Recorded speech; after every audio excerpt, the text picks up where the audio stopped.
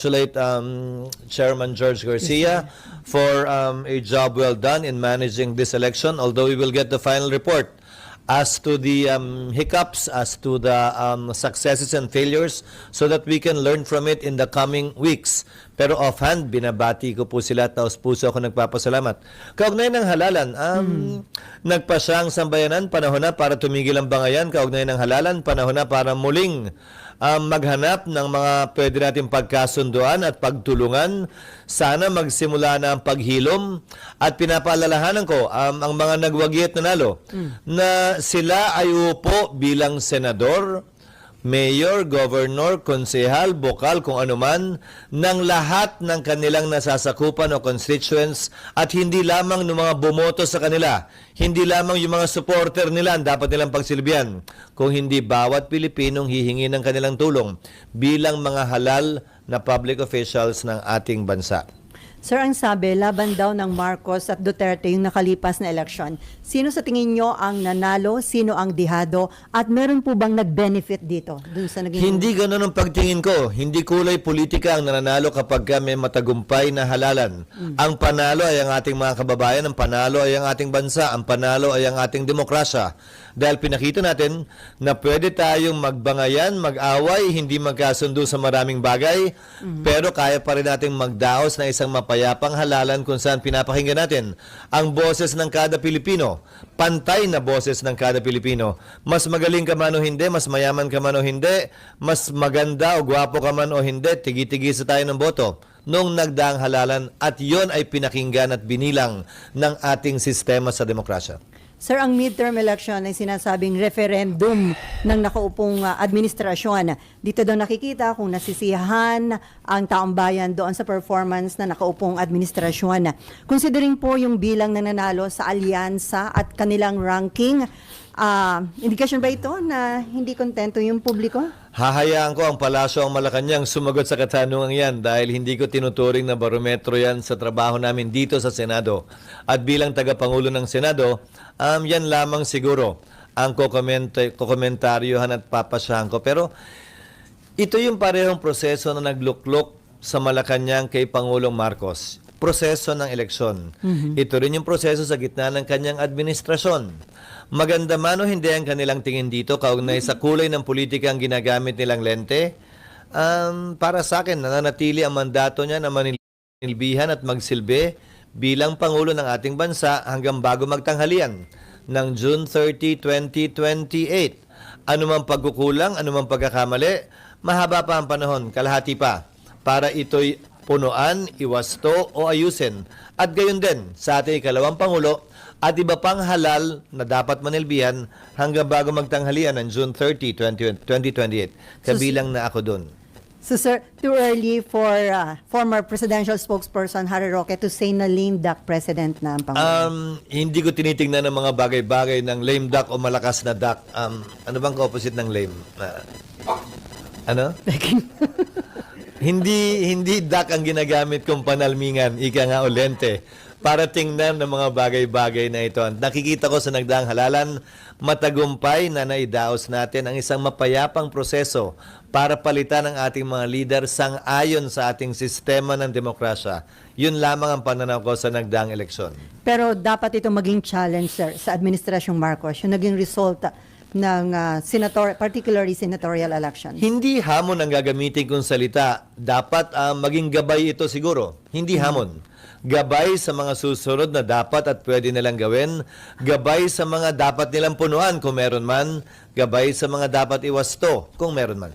Sir, ngayong klaro na kung ano yung magiging bagong composition ng Congress sa ilalim ng 20th Congress, may nagsasabi na lalakas daw ang tsansa ni BP na ma-acquit sa impeachment. Tulad ng dati, ayokong pangunahan anuman ang magiging resulta ng impeachment. Hayaan nating tumakbo ang proseso at hayaan nating magpasya ang impeachment court. Hindi para sa akin na pangunahan yan. Hindi para sa akin mag-pre-game analysis, ika nga. Siguro gusto nyo mag-post-game analysis tayo pagkatapos. Pero anumang pre-game analysis, maaaring mainterpreta na panghuhusga nang niwala pang napepresenta o nakikitang ebidensya ang mga uupo bilang hurado. Pero ano po yung nakikita nyo magiging sitwasyon dito sa Senate mas dadami na ba ang nasa opposition or dadami ang nasa admin? Or ano yung nakikita nyo considering yung mga pumasok sa Magic 12? 15 taon na ako sa Senado. Ang tingin ko sa kada senador ay hindi may tatak sa noong oposisyon o administrasyon. Ang tingin ko sa kada senador, ika nga ng maraming mga kolumnista, ay isang malayang republika na pagpapasahan ng mga isu sa kada may darating na isu at hindi dahil lamang yun ang kulay na dala nila nung sila'y nangampanya o nanalo. Each senator will decide for himself or herself the various issues we will confront as members of the Senate, as representatives of the people who are elected at large. Pero political institution ang Senate, sir, di ba? Parang hindi naiwasan yung impluensya. Ulitin ko, walang dikta ang partido kaugnay sa nakita kong performance o pagboto ng mga senador sa nagdaang panahon. Ang mga desisyon nila at pasya ay depende sa kanilang personal na pananaw at desisyon at hindi dinidiktahan ng partido. Okay, before RG, so sir, how about the Senate leadership? Ano yung nakikita? Mananatili kang Senate President o pwedeng magkaroon ng pagbabago sa Senate leadership? Katatapos lang ng eleksyon at bangayan at ingay, sisimulan nyo na naman agad. Palipasin nyo naman. Tapusin muna natin itong kongresong to. May 2 pa kaming linggo na marami pa kaming inaasahang mapapasa at maiyahabol na mga panukalang batas. Kung curious man lang kayo doon, pwede nyong tanungin din. Kung hindi, okay lang din. Pero, Itatanong namin later. doon muna kami nakatutok. At hindi yung parating na kongreso. Okay, RG.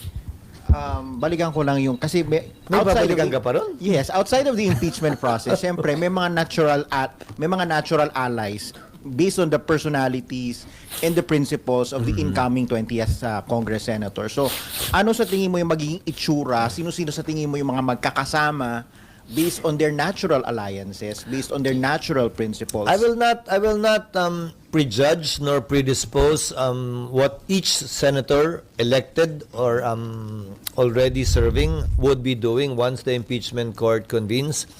Suffice it to say that I expect it to be lively and vibrant, given that we have 3 new lawyers entering the Senate.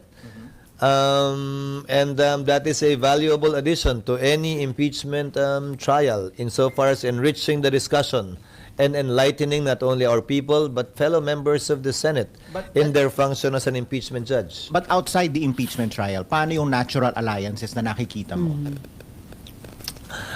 Ulitin ko, sa 15 taon ko sa Senado, hindi naman nasusunod yung natural alliances, yung formal alliances nga, hindi rin nasusunod eh. Iba't iba ang desisyon nila.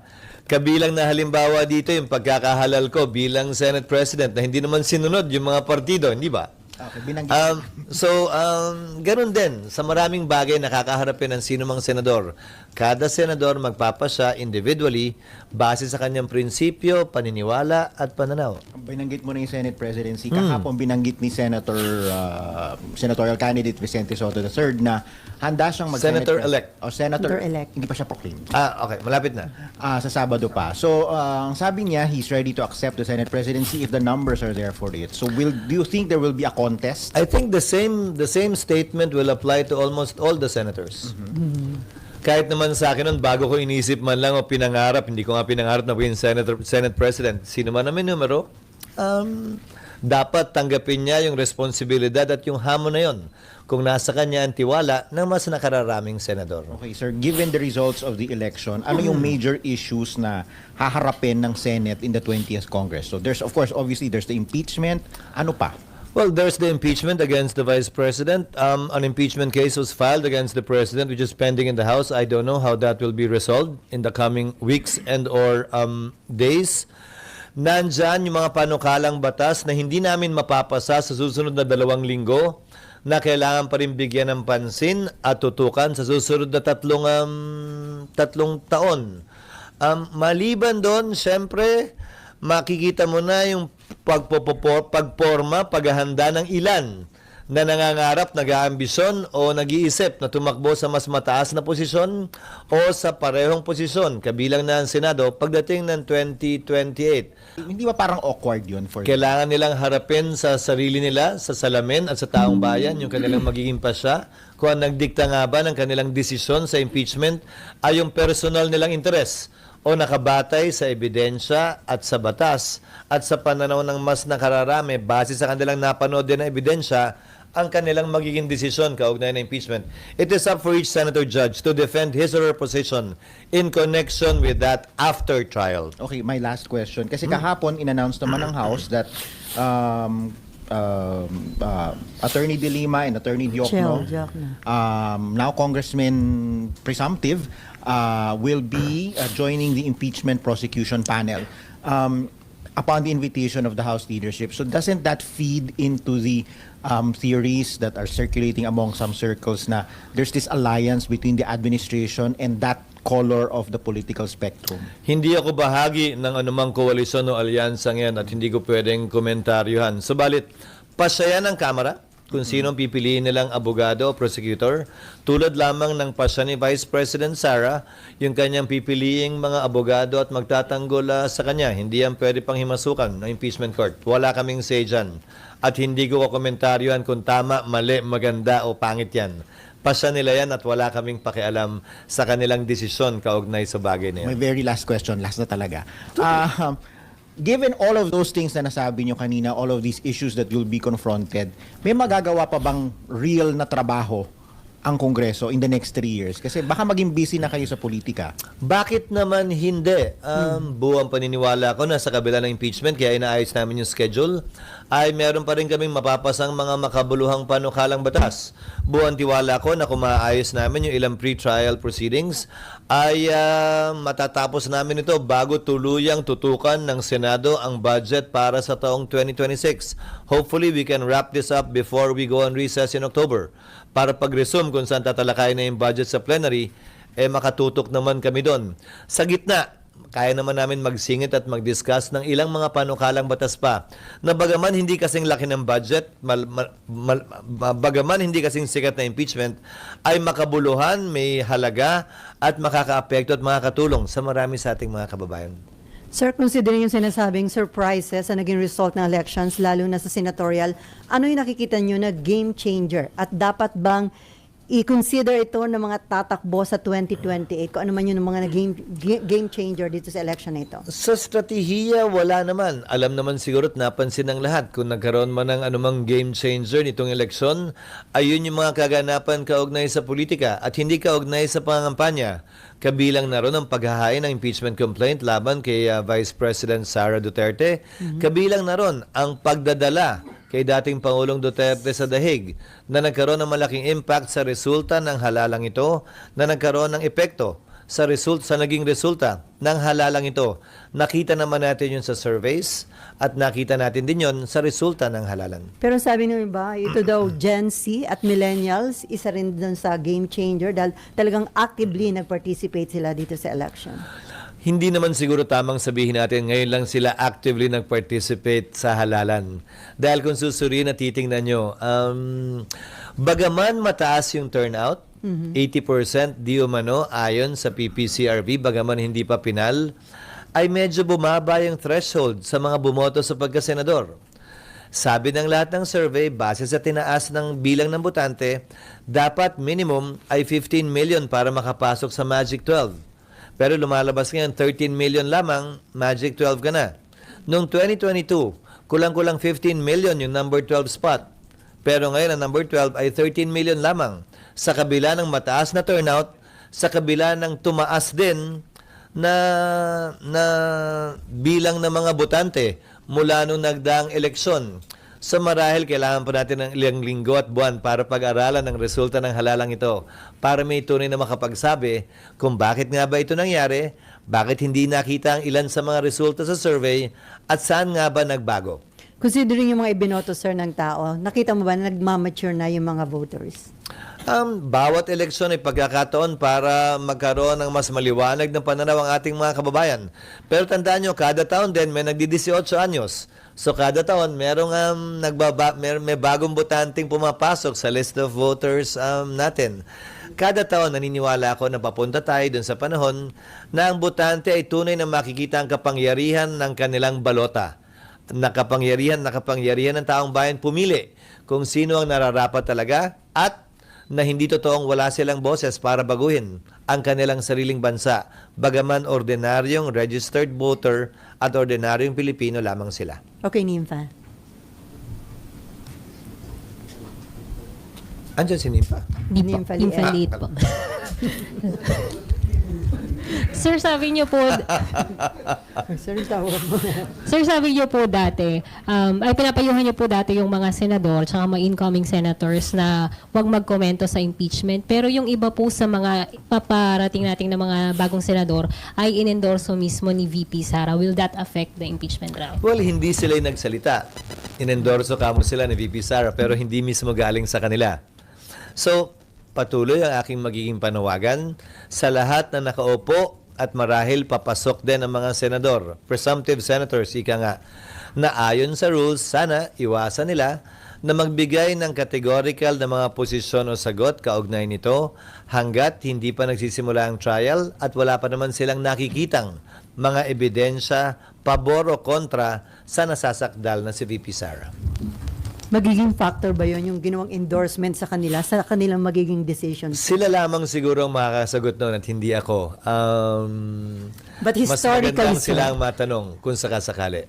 Sir, non-issue na ba? Historically, hindi. Dahil nakita nyo naman siguro sa social media na nagbago-bago ng posisyon yung mga in-endorse dati, kinakalaban na nila ngayon yung mga nag-endorse sa kanila dati, yung kalaban nila dati, kakampinan nila ngayon.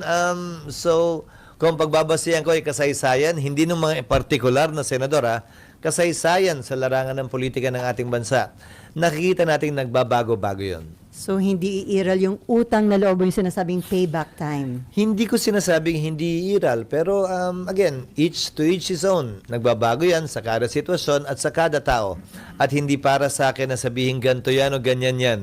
Mas maganda sila ang tanungin ninyo dahil sila naman yung nasa sitwasyong yun. So, sir, 100% sure na ba na magpapatuloy itong impeachment trial sa 20th Congress? Non-issue na ba yun na pwedeng ituloy? Kung nasimulan ito ng 19, pwedeng ituloy sa 20th Congress? Yun ang gagawin ng Senado kung hindi sang-ayon doon ang kampo ni VP Sara. Halimbawa, may karapatan silang iakyat yan sa Korte Suprema. In fact, may pending case pa sila doon na hindi pa ina-actionan ng Korte Suprema. Pero hindi lang yun, hindi naman din nag-issue ng temporary restraining order o mandamos ang Korte Suprema para kami magpatuloy o hindi magpatuloy. So, gagawin ng Senado yung kanyang constitutional mandate kung wala namang utos o kautusan mula sa Korte Suprema na laban dito. But, sir, diba, the impeachment court can also make its own decision kung the trial ba, Yes. if there's going to be a trial or not. Definitely yes. And the aggrieved party, if at all, on the reverse naman, can question that before the Supreme Court. It's not just the Supreme Court's decision. It can also be your decision. Ultimately, it will be the Supreme Court's decision. But the Senate can decide on it one way or the other, yes. Both as a Senate and as an impeachment court. Pero ulitin ko lang, ang pinagbabasihan lang naman namin ay yung Senate Electoral Tribunal na binubuo pa nga ng mga maestrado ng Korte Suprema at miyembro ng Senado, tumatawid ng Kongreso para ipagpatuloy ang pagdinig ng kaso. Nagbabago din yung mga miyembro ng Senado, nagpalit ng Kongreso, pero dahil yung kino-questioning term ay 6 na taon nung senador na pinrotesta, patuloy lamang yun sa mga susunod na Kongreso at hindi siya automatically dismissed. So, sir, kumusta na yung status ng impeachment rules? Maraming panukala kaming natanggap, hindi lamang mula sa legal team, pero mula din sa iba't ibang senador nitong nagdaang recess, lalo na mula dun sa mga hindi tumatakbo. Pero ang direksyon na personal kong tinatahak sa ngayon ay isuggest sa impeachment court na wag nang baguhin yung rules dahil baka maakusahan pa ang Senado at ang institusyon ng Senado na we are changing the rules in the middle of the game to favor one side or the other. ipapanukala ko na kung may pagbabago man sa rules, ito yung mag-a-apply to future impeachment cases and not this one. So, pwedeng talakayan yung rules, pwede pa rin namin pag-usapan, pero prospectively applicable siya sa mga darating pang impeachment complaints na tatalakayin ng Senado at makakarating dito. At hindi na dito sa kasalukuyang impeachment na aming kinakaharap sa ngayon. So sir, yung suggestion mo na yon, subject for approval pa sa Definitely. Plenary. Lahat ng sinasabi ko ay subject to approval ng impeachment court. Kaya sabi ko, panukala ito, suggestion ito. Okay, Mean. SP yung sa TRO ng SC, so ibig sabihin pag maglabas sila ng desisyon, pwedeng hindi matuloy yung impeachment. Di ba sabi niyo, sir, dati sarili yung desisyon yun? Magdedesisyon ng impeachment court kung susundin o hindi. Tulad ng sinabi ko sa inyo dati, di ba? May mga desisyon ng korte na sinunod ng Kongreso at ng impeachment court. May mga desisyon din na hindi. So, depende yan sa impeachment court. Lahat ito ay pagpapasya ng impeachment court, hindi ng Senate President lamang. Sir, and then yung rules na, excuse me, yung Not the rules, Senate, the impeachment court. sir, yung rules na gagamitin kay VP Sara ay yung ginamit kay, Yung kay- existing rules pa rin. Ang magiging pagkakaiba lamang ay nakalagay kasi sa existing rules that the rules of court shall be suppletorily applicable. Nagbago na ang rules of court mula nung panahon ni Chief Justice Corona, late Chief Justice Corona at ngayon. So yung mga pagbabagong yun sa rules of court, dala na sa rules na ito at hindi na namin kailangan baguhin pa. So ano yung i-discuss niyong rules pag open sa June 2? Yung existing rules pa rin. Initially, may mga sumusuporta na sir sa inyo ng mga senador do sa suggestion mo? Isasuggest namin formally ito at sa pamamagitan siguro ng press con na ito, makakarating sa kanila, isasuggest namin ito kapag ka nag-convene ng impeachment court. Sir, it is good ba kung before June 2, sa resumption kasi, magko-convene na kayo as impeachment court, tama ba? Bilang Senado muna, And then, yung pag-convene... magko-convert na lang kami The into same an date. impeachment court. Same date or June 3? So, better na before June 2 ay may decision na ang Korte Suprema dun sa mga pending petition. Hindi naman, basta walang TRO, ang Korte Suprema, magpapatuloy kami. Kung may TRO sila, pagpapasahan namin kung anong gagawin namin, bungad ng TRO na yan. So, sir, on June 2, resumption ng session, and then sabi nyo nga possibly the following day pa yung pag-convene nyo bilang impeachment court, and then the same day din po yung pag-take oath nyo bilang mga senator judges? Sa June 2 marahil, magpapadala kami ng notice sa Kamara itong linggong to, itong darating na linggo, na kailangan nilang ipresenta yung articles of impeachment or at least yung charges man lamang sa plenaryo ng Senado. Yun ang nakalagay sa rules namin na hindi ginawa sa mga nagdaang panahon. Pero nakalagay sa rules yun. Nasusundan lamang naman namin. That is the formal procedure para officially matake cognizance na ng Senado ang impeachment. Hindi yung pag-file nila sa SecGen. Yung pagbabasa ng articles of impeachment in plenary nakalagay sa rules namin by the prosecutors. And then the Senate can take cognizance of it, and that will now be used as the basis to convene the impeachment court. Like what I was saying before, hindi filing ang magti-trigger ng impeachment court. It is the Senate plenary taking cognizance of it. Kaya kailangan basahin yung impeachment complaint sa plenaryo. Noong nagdaang panahon ang gumawa niyan, majority leader lamang. Pero hindi yan ang nakalagay sa rules namin at hindi yan ang nakalagay sa President sa Amerika na pinagkopyahan natin ang impeachment rules natin. Dapat basahin ng prosecutors yan formally, at least yung pitong charges, and then the Senate will refer it to the appropriate committee, and that will now be the basis for the convening of the impeachment court, either the same day or the following day. Okay, Myla. Sir, paano sila Yung robe, may utang pa ako sa'yo. nga, sir. Naalala Sir, ko yan. Paano sir ma-recognize yung prosecution team kung hindi pa kayo naka-convene as impeachment court? Paano nila babasahin? Kung if that happens Sa plenary first time- gagawin yun. Yes, sir. No, Paano we will sila ma-acknowledge? Hindi pa sila prosecution. Ang maging members of the House who filed the impeachment complaint, they will have to designate who will read it. And I'm assuming ito yung mga prosecutors din na i-assign nila. So this is the first time na mangyayari, sir, no? So hindi ko lang ma-picture. So i-recognize sila as paano yung, di ba, you are in session. Paano i-recognize sila? They will be called upon in plenary to read the articles of not the whole articles, the charges at the very least, and to submit the rest formally for the record in the Senate. First time siya, pero yun ang nakalagay sa rules. Bihira naman ang impeachment at hindi nagawa dati, pero hindi rason yun para hindi namin sundin ngayon yung nakalagay sa rules. Okay, si Mav and then Raymond. Mav, Mamaya na yun. sino daw? Hindi Sir, ba, considering ang lang... dami na nangyari? Sir, hindi niyo pa kami dinadala dun eh. Ang dami nangyari. Teka muna. Sir, considering lang po yung current cast of characters ng impeachment trial, are you expecting or are you concerned na magiging medyo circus-like yung dito sa Senate, yung trial mismo? No. Yung papasok ng mga miyembro ng Senado, hindi ba? 5 re-electionista, 4 na dating senador, 3 na miyembro ng Kamara na mula sa Kongreso na magiging bahagi, maliban sa aming 12, ng 20th Congress. So, mga veterano, batikan sa legislation, sa parliamentary rules ang mga ito, at inaasahan ko magiging maayos ang Senado. At sino man na magpe-preside, lalo na kung ako yun, titiyakin ko that order will be maintained. Para sa gayon, ang proseso ay dumaloy ng mapayapa, maayos, at ng mas lalong maintindihan ng ating mga kababayan, yung pinepresenta ng magkabilang panig.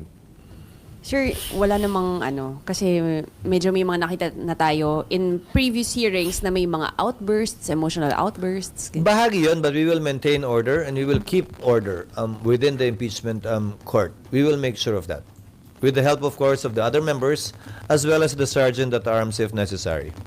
Pero sir, pagdating sa prosecution, malaking bagay ba yung pagpasok nga ni na Dilima at saka Cheljok, no? Mas magiging exciting ba ito? Hindi para sa akin na sabihing maganda nga o pangit yon. Hindi para sa akin sabihing magaling o hindi yon. Mga di-kalibre kasi itong mga to, sir. And considering yung nag-experience ni Dilima under the Duterte administration. Well, they are both practitioners. On the part of Chel as a human rights lawyer, on the part of Secretary Senator Laila as an election lawyer, I believe. When she was practicing and before she became DOJ secretary. Definitely, they will add to the prosecution's ability to present their case. So, hindi naman kaya yung impeachment trial maging platform para dun sa mga gustong pumosisyon at magpasikat for 2028? Oo, pero dalawang bagay yun. Anumang ilaw ng kamera na itututok sa sinumang tao, dalawang pwedeng makita, yung maganda at yung pangit. So, nasa sa kanila yun. Kung anong mapapakita nila.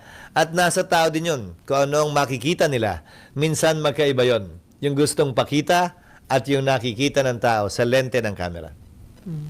Si before Raymond, si Senate President Pro Tempore Jinggoy Estrada sa interview namin, he's hoping na manatili kayong Senate President dahil maganda daw na abogado yung magiging presiding officer sa impeachment court. Well, nagpapasalamat ako sa pananaw ni Senator Jinggoy. Subalit sa dulo, ang magpapasya ng Senate President, kung mananatili man ako o iba ang uupo, ay ang mayoriya ng Senado.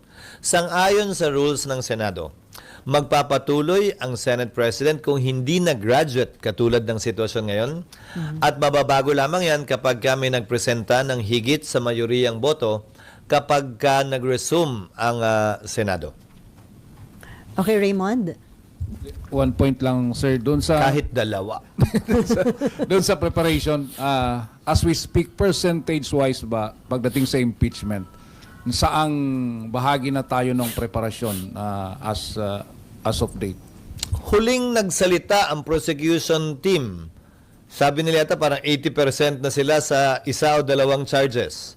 Wala pa akong balita dun sa 5 charges. Hindi ba? Mas mataas ang level ng kahandaan ng Senado.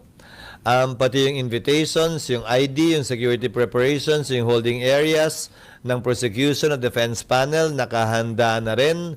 Hanggang sa detalye ng parkingan nila, hinanda na rin namin. At Yung room, sir, finally na napag-usapan. napatahi na. Alam ko napatahi na. At nasukatan na, kung hindi ako nagkakamali, lahat o maliban sa isa.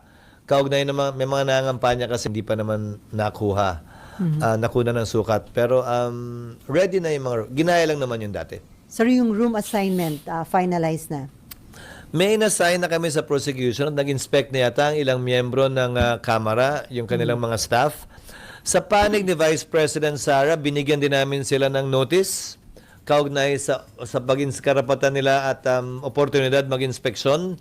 Pero tinanggihan nila ito at sinabing may pending petition pa daw sila. Kaya buong galang, sabi nila, na hindi muna nila i-inspeksyonan yung kwartong yon hanggat wala pa daw pa siya ang Korte Suprema na tinatanggap at ginagalang ko. That is their prerogative and their option. Okay, sir, may patanong si Nimpa. Sabi niya, Nimpa ano? Ravelo.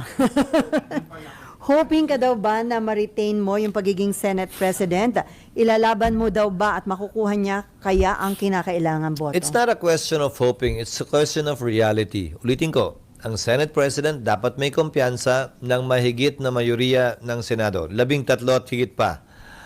Pwedeng mangyari at maganap yan sa sino mang Senate President, kabilang ako basta may sesyon. Dapat maliwanag yan sa bawat isa sa amin. Senate President man o hindi, nangangarap man o hindi. So, sir, Amayla. Sir, just ano nga lang, pursue ko na lang din, sir, yun. So, since may open declaration na, sir, si Is it second demotion mo yan? since may open declaration si Senator Soto na willing siya to accept as long as may number siya na 13, wala ba, sir, effect sa iyo? Walang dating? Wala kang paghahanda? Ulitin ko, Myla, yung sinabi ko kanina. Ikaw naman nagpapainit ka na naman. Parang hawakan mo yung tenga yung sinasabi mo yan. Walang ganyanan. Yes, sir. It's, all reality 24 din, sir, all na- 24 senators, I think that way. Sino man sa amin, kabilang si Senator Soto, ang may bilang, hindi niya dapat talikuran yung responsibilidad at yung hamon na yon na binibigay na kumpiyansa ng mayoriya ng mga senador sa taong yon. So, hindi unique yung posisyon yon. Posisyon yan, naniniwala ako. Pananaw yan, naniniwala ako. At paninindigan dapat yan, naniniwala ako, ng bawat senador. Dahil wala namang qualification ng Senate President. Ang qualification lamang, dapat miyembro ka ng Senado. At sino man ang maging Tama na Senate? yung katatapos lang ng bangayan sa politika. Hawak tenga ka naman agad. Huwag muna. At sino man yung maging Hawak Senate? ilong agad. O, wala naman ganun. Di ba? Huwag naman. Palipasin nyo naman ng konti. Sir, ano yung magiging scenario? Pwede ba yung magkaroon ng third force? Kasi di ba minsan, majority, minority, and then naalala ko nun, Senator Alan and Pia, hindi sumama sa admin at minority, parang independent. Posible yon, pero sang-ayon sa rules, membership is determined by minority and majority. So sa dulo, pipili pa rin sila kung sinong gusto nilang mag-nominate sa kanila bilang miyembro o chairman ng mga komite. Because Parliament, the Senate, like Congress, operates on that principle, majority-minority. Hindi administration opposition, majority-minority. Majority-minority simply defined as you voted for the winning Senate President, you're with the majority. You voted or did not vote for the winning Senate President, or you voted for another person, then you belong to the minority. It has nothing to do with administration opposition. May nakita na akong pagkakataon na baliktad yon. Yung majority, opposition, at yung minority, kakampi ng administrasyon. Posible yun, ha? Possible yan na mangyari this. Posible naman yun. Noong panahon ni GMA. Noong panahon ni dating Pangulong Estrada, di ba? Noong nagkabotohan, nagpalit din. Naalala nyo yung Kongreso, nagpalit din ng speaker. O yung speaker, naging anti-administration, di ba? Tapos nagpalit ng ilang ulit. So, depende. Again, majority means you voted for the winning speaker or Senate President. Minority means you did not vote for him or voted for someone else. which is totally separate and distinct from being opposition or administration in relation to the sitting government. So sir, asahan na magkakaroon ng changes sa committee, chairmanship. Pag ba ganun, maraming mga naglalabi para doon sa mga committee na gusto nilang makuha. Naglalabi lang naman kapag klaro na kung sino mananalo. Hindi ka naman maglalabi pag hindi. So, Hindi mo alam kung sino yung... pag klaro na, may nabuo ng mayoriya, doon na pag-uusapan yung komite. Pero siyempre, kung sino man ang incumbent na may kasalukuyang hinahawakan na komite, siyempre, may paggalang na binibigay doon kung bahagi pa rin sila ng mayoriya. Okay, Amor. Ano po yung impact or implications kapag ka ganun na yung majority ay hindi allied with the president in terms of work relationship ng legislative and executive? Mahirap po May ba? hirapan ba? Hindi naman sa mahihirapan, pero siguro mas malaking panahon ang kailangan gugulin para kumbinsihin yung mayoriyang yon sa Kamara man o sa Senado. I believe we're all mature enough and should work together insofar as what is good for the country and our people. Hindi naman porkit oposisyon, no ka na lang ng no, kahit naman tama na yung pinapanukala ng gobyerno. Hindi naman porkit administrasyon ay yes ka na lang ng yes, kahit na mali na yung ginagawa ng gobyerno. I think we've outgrown that. I think we're bigger than that. I think we can work beyond that and can see what is best for our people as we should. Yun naman yung sinumpaan namin tungkulin. Sir, since nabanggit niyo po kasi yung sa obstructionists, kahapon merong statement si Yusek Claire Castro that the government, the Marcos administration welcomes yung legitimate opposition but will fight yung obstructionists. How do you make of that statement, sir? Gusto mo talaga akong mag-comment kay Claire? Oh. On the statements. There's a very thin line dividing oppositionist and obstructionist, and it's a gray area. For me, tapos na ang eleksyon, I think we should strive to find common ground and to work together for the best interests of our country and our people, regardless of those labels of being opposition or oppositionist or obstructionist. I think we can find and we should find common ground in spite and despite the results of this election. Ulitin ko, tapos na ang halalan, tapos na bangayan, tapos na ang kulay politika at ingay ng politika. Sana magsimula na tayo na maghilom, gumaling mula sa mga sakit at hidwaan ng halalan at magsimulang maghanap ng pwede natin pagkasunduan habang isinasantabi natin yung pwede nating pag-awayan o hindi pinagkakasunduan para umabante naman at umusad ang ating bansa. Sir, dapat iwas muna sa ganong mga statements, especially coming from the palace or an official from the palace. Not for me to say. Again, I'm well aware of my jurisdiction here in the Senate and I will not cross that line.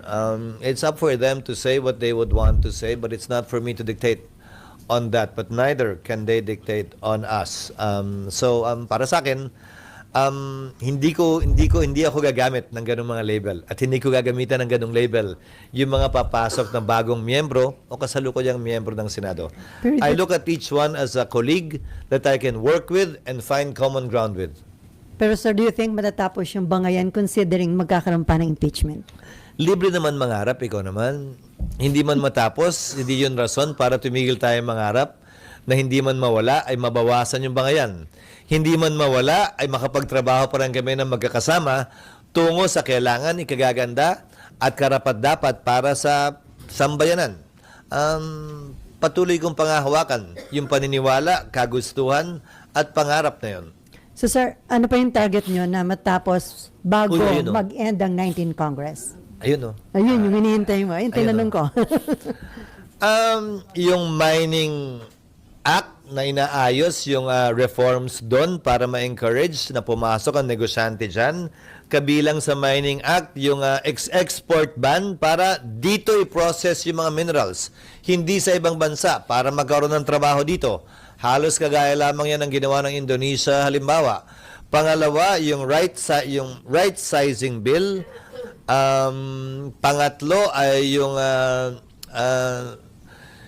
Judiciary Fiscal Independence Bill.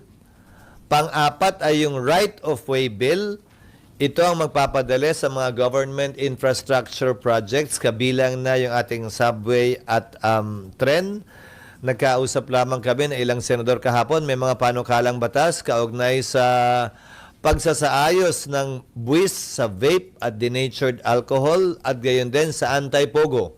Bill na sa tingin ko ay wala naman na mag-interpolate at pwede na nating maipasa at maisabatas. Upang sa gayon, magbago man ang administrasyon, hindi na pwedeng ibalik ang pogo. Sir, considering yung mga challenges na kinakaharap ng bansa at yung mga development globally, ano ang dapat pagtuunan ng pansin ng 20th Congress? Ekonomiya, trabaho at kapakanan at kaligtasan pa rin ng ating mga kababayan, kabilang na rin ang kanilang kalusugan. Yun naman talaga ang trabaho ng bawat gobyerno. Yan ang social contract, ika nga na pinirmahan ng anumang pamahalaan sa anumang parte ng mundo sa kanilang nasasakupan, na ito'y bibigay nila sa kanilang mga mamamayan. Patuloy na yan ang maging dapat tutukan ng anumang pamahalaan, sino man ang presidente. Sir, balikan ko lang. Yung pagkawala ni Tol, malaking kawalan ba sa Senate? At do you think meron ditong naging factor ba yung sinasabing impluensya ng China? Hindi para sa akin pagpasan yung kung bakit yan ang resulta ng halalan. Pero definitely malaking kawalan si Senator Tolentino, hindi lamang bilang majority leader, pero bilang isa sa mga pinakabatikan at matalino at magaling na abogado na maganda sana magiging papel sa napipintong impeachment din. Subalit pasaya ng ating mga kababayan at tulad niya, ginagalang ko at nirerespeto ko ang resulta ng halalan. Ika nga, mas alam nila kung anong nararapat at dapat kesa individually kami. Okay, RG. Banggit nyo kasi yan, ano? Yes. Yung kahapon may statement si Senator Lacson, former Senator Lacson, na parang along the lines that one of the game changers of the election was yung failure ng administration machinery. Do you agree that the machinery failed? I'm not prepared to say that. But, Siguro kung sinabi yon nung natalo sa halalan, di ba, baka, pero isa siya sa mga lima na nagwagi mula sa alyansa. I'm sure it must be worth something. Again, I think more than strategies, more than machinery, the issues dictated the result of these elections. Yung mga nangyaring kaganapan bago mag-eleksyon. And in that sense, it is a positive thing. Bakit? Issue-based yung eleksyon. Hindi pa damihan ng advertisement, hindi pa lakihan ng makinarya, hindi pa damihan ng pera, pero saan pumosisyon yung bawat kandidato, kaugnay ng posisyon ng mas nakararami nating kababayan sa ilang issue na pumutok, sumabog o kinaharap natin ilang buwan o linggo bago maghalalan. Yon sa tingin ko ang mas nagdikta ng resultang ito, hindi ano pa mang bagay. protest vote daw, kaya ang taas ni Senator Bongo and Bato de la Rosa, sir. Well, matagal nang mataas si Senator Bongo. Hindi naman siya nawala sa top 3 noon pa.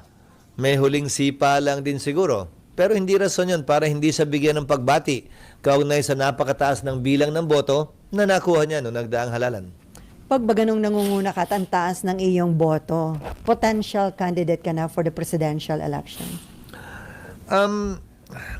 Sa kasaysayan ng ating bansa mula nung nagkamalay ako, isa lamang naman yatang Pangulo ang nagtap sa halalan. Sino? GMA. Top sa senatorial.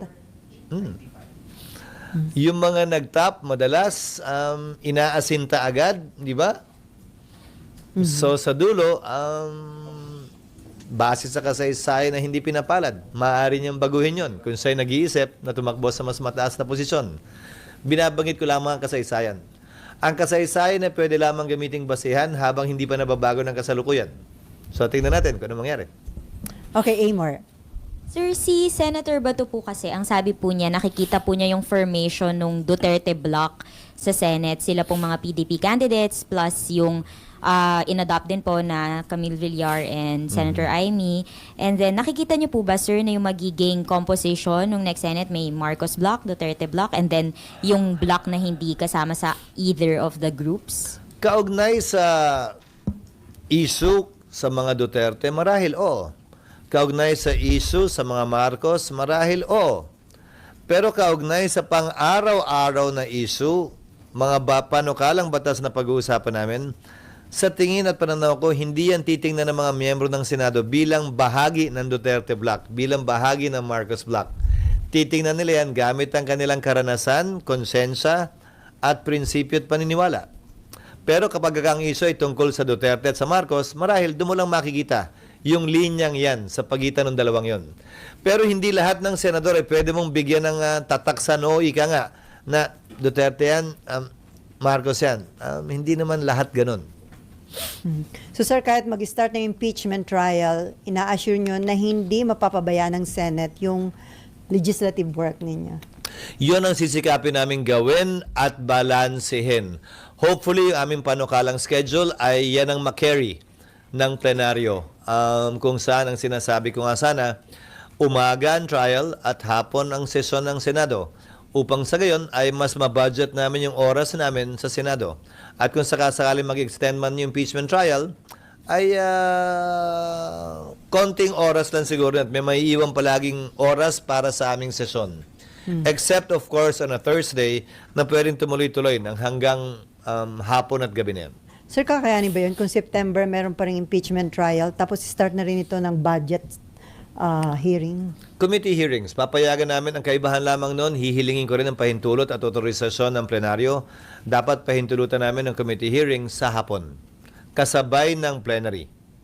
Kung papahintulutan ng minority, wag naman sanang maging masyadong stricto sa quorum, lalo na kung local bills ang pinag-uusapan at nang matalakay namin yung budget. Okay? No more? Okay, Raymond. Si Marlon. Kasi you had been very active na nangakampanya dyan sa local. Kumusta yung, happy ka ba doon sa result regarding yung mga local candidates mo sa Sorsogon? Actually, hindi ako tumayo sa maski na anong stage, na sa bahay lang ako doon eh. Pero Sa nilalapitan ka Sorsogon. sa bahay, sir. I did not stand in any stage in Sorsogon to campaign for any of our candidates. Although alam naman na kandidato ko sila at kaalyado nila ako. 15 sa 15 munisipyo at syudad ng aming lalawigan, nanalo ang aming mga kapartido sa NPC. Gayon din sa syudad at lahat ng miyembro ng Sangguniang Panlalawigan. Naging maganda ang suporta ng aming mga kababayan sa aming mga kandidato. Tapos puso ako nagpapasalamat sa kanilang paniniwala at pagtitiwala sa aming grupo na una ang Sorsogon. Pwede na bang panghawakan yun, sir, for future elections? What do you mean? 2028. 2028. Hindi ko Sir, magets. Re-electionist ka ba? Or Hindi pa ako nagpapasya kaugnay ng 2028. Gaya ng sinabi ko, magre-re-elect ako o magre-retire ako. Hindi ko pa alam eh. higher office? Hindi ko iniisip at kinukonsidera sa ngayon. How about- Masyado nang maraming nandun eh. Dito na nga lang, hindi pa ako sure eh. Higher pa. How about Supreme Court Justice, sir? Hanggang 75? 75 ba yun o ano? Hanggang ano tayo yan? 70 lang ba? 70. Diyos ko, parang mas mahaba pa ang term sa Senado. Mas mahaba pa ang term sa Senado, tapos bawal ko mausap. Di ba? Parang hindi. Masyado ba maaga para sa akin, para pag-usapan at pagpasayan. Hayaan na muna natin yung talagang interesado sa ngayon na bumuelo sa posisyong yan. Okay, Nympha. Konti lang, kamusta po Nymphalit. sa... Kamusta po sa Sorsogon sa Mount Bulusan, sir, yung condition po yun? Oo nga. Ironically, Mount Bulusan ang tawag, pero ang ashfall nasa bayan ng Irosin.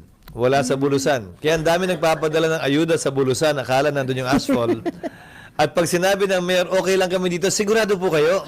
Oo eh, kasi yung hangin palayo sa Bulusan.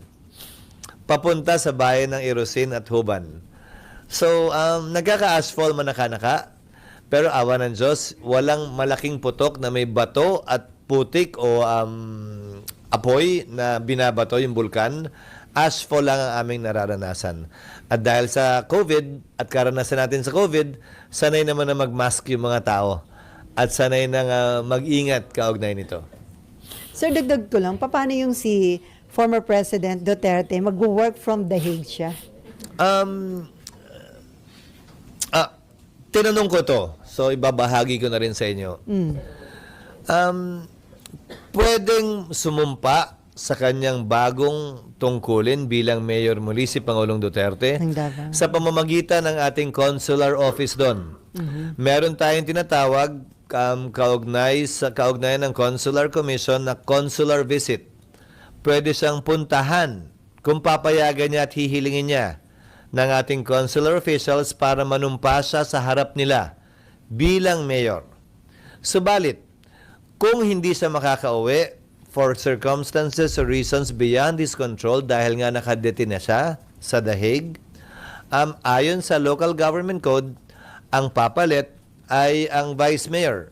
Sa kasong ito, si Mayor Baste Yung anak. Duterte. Pwede lamang siya mag-appoint, mag-hire, mag-fire, makalipas ang 30 araw na bakante pa rin yung pwesto. But for the first 30 days, acting lang muna siya. Pero may nakatalaga ng proseso para dyan. Hindi na kailangan mag-imbento pa ng gagawin dyan. Pwedeng magawa lahat yan. So may mga nag-iisip siguro, kailangan ba niyang lumabas pa, magpunta sa embahada, sa konsulado para sumumpa? Hindi. Pwede siyang puntahan at pwede siyang mapanumpa sa harap ng isa sa ating embassy at consular officials kung hihilingin niya. Dahil ang consular visit ay pwede lamang kapag hiniling nung nasasakdal o akusado. Hindi siya pwedeng persahang puntahan kung saan siya nakadetina kung ayaw niya. Karapatan niya yon sang-ayon sa rules ng The Hague. So may proseso naman yon.